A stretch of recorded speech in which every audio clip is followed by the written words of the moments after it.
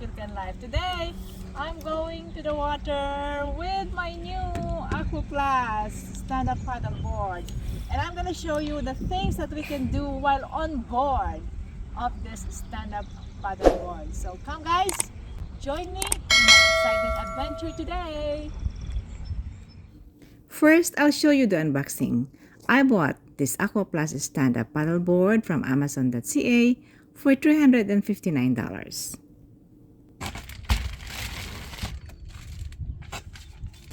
Wow! Sagwan. Paddle. Oh, so this is the bag.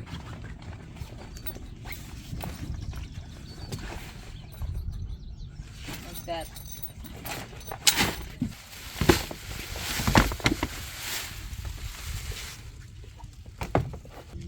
So this Aqua Plus is 10.5 feet long and with 6 inches thickness.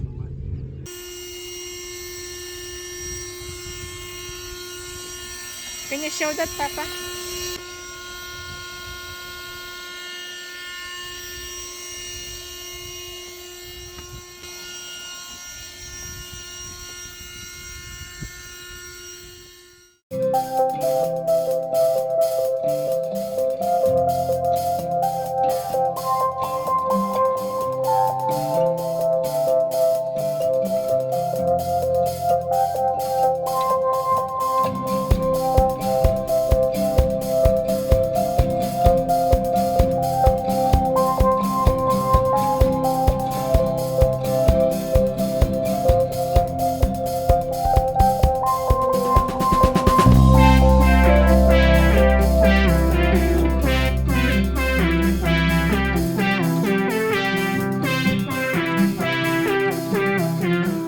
The first thing that you can do on a stand-up paddle board, of course, is to learn how to paddle.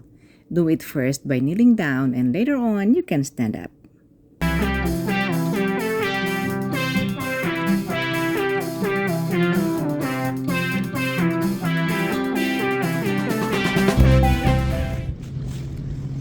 Number 2, stand-up paddle boarding is also a way of exercising or working out.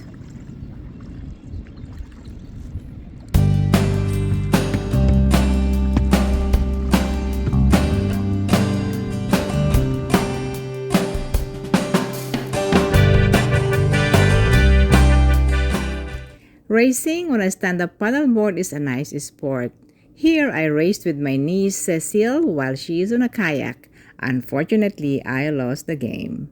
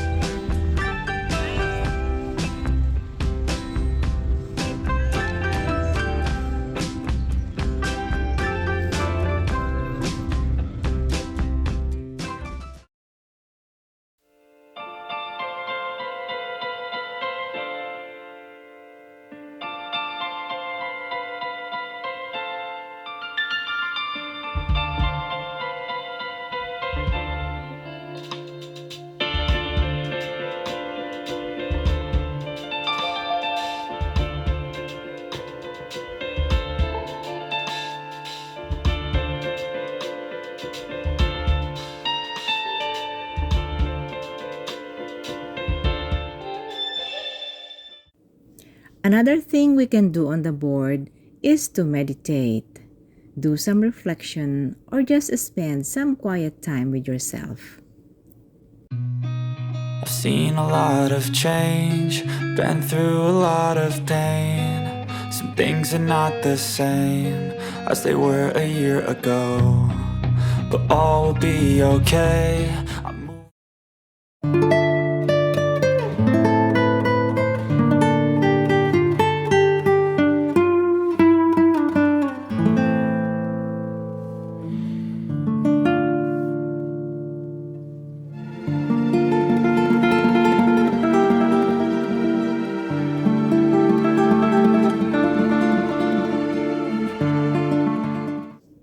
How about a picnic on a paddleboard? Yes, we could do that. Here, I enjoyed eating watermelon with my niece Cecile.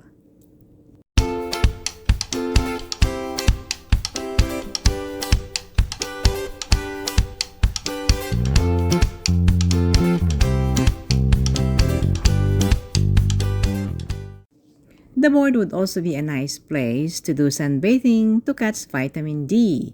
Just make sure you put on your off lotion and your sunblock.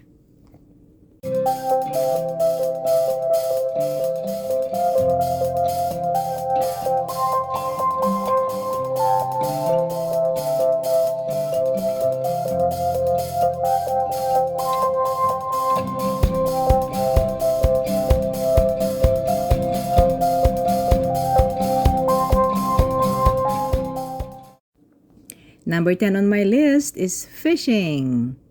Fishing is one of the most exciting things that you can do on your paddleboard.